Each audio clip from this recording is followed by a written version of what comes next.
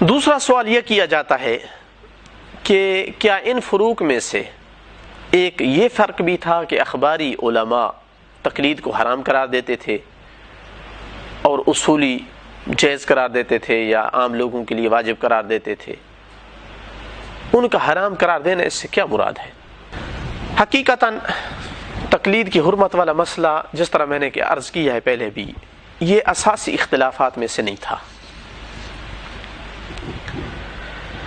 خود صاحب ہدایت نے جب ان کا شمار اخباریوں میں سے ہوتا ہے، جب اختلافات لکھے ہیں وہاں تقلید والا مسئلہ نہیں لکھا، کیونکہ حقیقتاً اصل جھگڑا یہ نہیں تھا کہ تقلید جائز ہے یا حرام ہے۔ اصل جھگڑا یہی تھا کہ اجتہاد میں کتنی وسعت ہے، مدارک میں جہاں سے حکم لینا ہے، یہ اصل مسئلہ تھا۔ البتہ چونکہ اس قسم کا اجتہاد اخباریوں کے نزدیک جائز نہیں تھا، تو ایسے اجتہاد کی تقلید کرنا بھی پھر آٹومیٹکلی جائز نہیں تھی۔ لیکن کون سی تقلید؟ کہ جو ایسے مجتہد کی جائے جو اس قسم کا اجتہاد جو ان کی نگاہ میں درست نہیں ہے، ورنہ ہر قسم کی تقلید کو حرام نہیں کہنا چاہتے تھے۔ قطعاً ان کا یہ مطلب نہیں تھا کہ عام بندہ جو قرآن و حدیث کو نہ بھی سمجھ سکتا ہو وہ علماء کے پاس نہ آئے، ان سے نہ لے مسائل، آزاد زندگی بسر کرے، آوارہ گھومے پھرے، اس پر کوئی احکام نہیں ہے شریعت کے۔ قطعاً یہ مقصود نہیں تھا ان کا، بلکہ اگر فقیہ جو ہے وہ اخباری ہو، صحیح ہو ان کی نگاہ میں، تو ان میں سے کئی ایک تقلید کا دائرہ بہت وسیع قرار دیتے تھے، حتیٰ عقائد میں تقلید کو کافی سمجھتے تھے۔ حتیٰ ان میں سے بعض مردہ مجتہد کی تقلید کو بھی جائز قرار دیتے تھے، جبکہ اصولی ان دونوں تقلیدوں کو باطل کہتے ہیں۔ تو اس کا معنی یہ ہوا کہ اخباریوں کے نزدیک تقلید مطلقاً حرام نہیں ہے۔ یہ غلط ہے اگر کوئی کہے مطلقاً حرام ہے، ہر قسم کی تقلید حرام ہے، نہ، ان کے ہاں وہ تقلید حرام ہے جو ایسے مجتہد کی تقلید ہو جو اپنے اجتہاد سے استنباط کرتا ہے حکم کا۔ ورنہ اگر فقیہ ان کی نگاہ میں وہ اخباری فقیہ ہے تو اس کی رائے حجت رہتی ہے، حتیٰ مرنے کے بعد بھی، حتیٰ عقائد میں بھی۔ فوائد المدنیہ محمد امین السربادی کی کتاب ہے جو اخباریوں کا سب سے بڑا مثلاً جو ہے لیڈر اور قائد ہے، 300 صفحہ نمبر پر کہتا ہے کما لا اجتہاد عند الاخبارین لا تقلید، جیسا کہ اخباریوں کے نزدیک اجتہاد نہیں ہے تو تقلید بھی نہیں ہے۔ یہ کس تقلید کی نفی کر رہا ہے؟ یہ اس تقلید کی نفی کر رہا ہے جو اس اجتہاد کے مقابل والی تقلید ہے، کہ جب ایسا اجتہاد ہمارے ہاں نہیں ہے تو ایسے اجتہاد کی پھر تقلید بھی ہمارے ہاں نہیں ہے۔ اسی طرح مثلا ملاحظہ کیجئے صاحب وسائل کو، اخباری ہیں، فوائد توسیہ صفحہ نمبر 456 پہ، باب عدم جواز تقلید غیر المعصوم فیما یقولہ برأیہ، باب لکھا ہے، کیا نام ہے اس کا؟ جائز نہیں ہے تقلید کرنا غیر معصوم کی ہر اس حکم میں جو اپنی رائے سے دے۔ تو اس کا مطلب ہے کہ کون سی تقلید کو حرام قرار دے رہے ہیں؟ کہ جو ایک مجتہد اپنی رائے سے دیتا ہے، چونکہ ان کے ہاں یہ اجتہاد ثابت نہیں ہے، یہ مشکل ہے۔ وفیما لا یعمل فیہ بنص منہم علیہم السلام، ہر اس مسئلے میں جس میں معصوم کی نص کے علاوہ حکم دے رہا ہو۔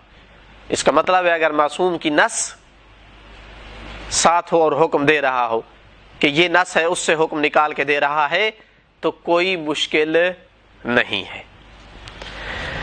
اسی طرح فیض کاشانی بڑا نام ہے اخباریوں میں سے، وہ لکھتے ہیں اپنی کتاب سفینۃ النجات میں، ثم الذی حمل مقلدیہم علی تقلیدہم فی الآراء دون تقلید الائمہ علی طریقۃ المثلی،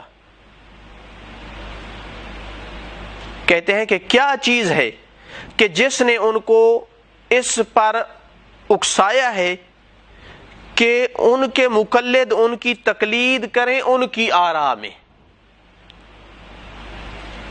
اور ائمہ سے حکم نہ لیں. تو اس کا مطلب ہے کہ تاکید سے یہ بات کہہ رہے ہیں کہ وہ تقلید حرام ہے کہ جو مجتہد کی رائے میں ہو،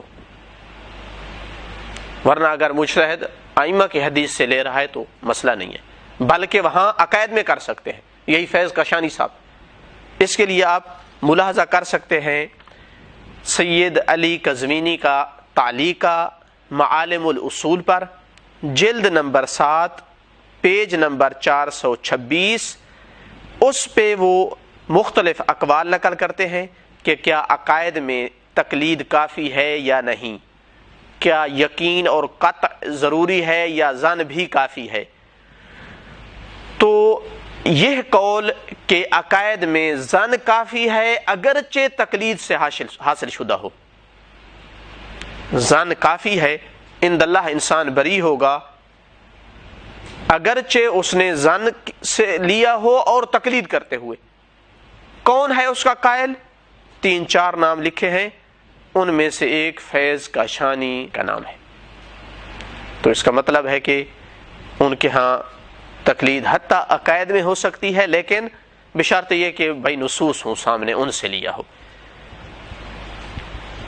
اسی طرح مثلا خود امین استرابادی شدید ترین اخباری ہیں، اسی فوائد مدنیہ کی صفحہ نمبر 299 پہ لکھا ہے مشتہر بین المتاخرین من اصحابنا من ان قول المیت کالمیت لا يجوز العمل به بعد موته، کہ یہ جو ہمارے اصحاب کے درمیان مشہور ہو گیا ہے کہ میت کا قول بھی مر جاتا ہے اور اس کی قول پہ عمل کرنا جائز نہیں ہے، یہ مبنی ہے ان کے ظنی گمان والے استنباط پر، چونکہ ان کا استنباط ظنی ہوتا ہے.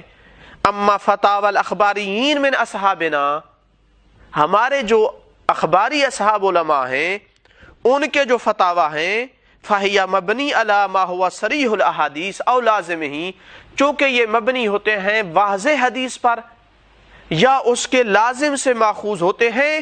فلا تموتوا بموت المفتی، پس ہمارے اصحاب اخباریوں کے آراء اور اقوال ان کے فتاوی مرنے سے نہیں مر جاتے. صرف انہی کے نہ وَكَذَلِكَ فَتَاوَى الْمُتَأَخِّرِينَ الْمَبْنِيَّ عَلَى صَرِيحِ الْحَدِيثِ أَوْ لَازِمِهِ الْبَيِّنِ، اسی طرح متأخرین کے فتاوی، یعنی کون متأخرین؟ یعنی اصولی مجتہد. اسی طرح اصولی مجتہد کے وہ فتاوی کہ جو واضح حدیث سے یا اس کے لازم بین سے لیے گئے ہوں، لا تموتوا بموت صاحبہا، وہ بھی صاحب کے مرنے سے اس کے فتاوی نہیں مرتے ہیں. لیکن آخر پہ کہتے ہیں التمیز بین القسمین صعب علی مقلدیہم، کہ ان کے مقلد کیسے تمیز دیں کہ ہمارے اس مجتہد نے یہ فتویٰ صریح حدیث سے لیا ہے اور یہ اس کا اجتہاد تھا، تاکہ اس پر عمل کرے اور اس پر نہ کرے. اس میں فرق کرنا مشکل ہوتا ہے. تو لہذا خلاصہ کلام یہ ہوا کہ وہ لوگ ہر تقلید کو حرام نہیں قرار دیتے تھے. قطعاً ان کا مقصد یہ نہیں تھا کہ عالم سے پوچھ کر عمل کرنا مطلقاً حرام ہے، یعنی جس بندے کو حدیث سمجھنے کی صلاحیت اس میں نہیں ہے وہ آزاد گھومے، اس پر کوئی جو ہے نہ سوال ہے نہ جواب ہے، ایسا ان کا قطعاً مقصود نہیں تھا.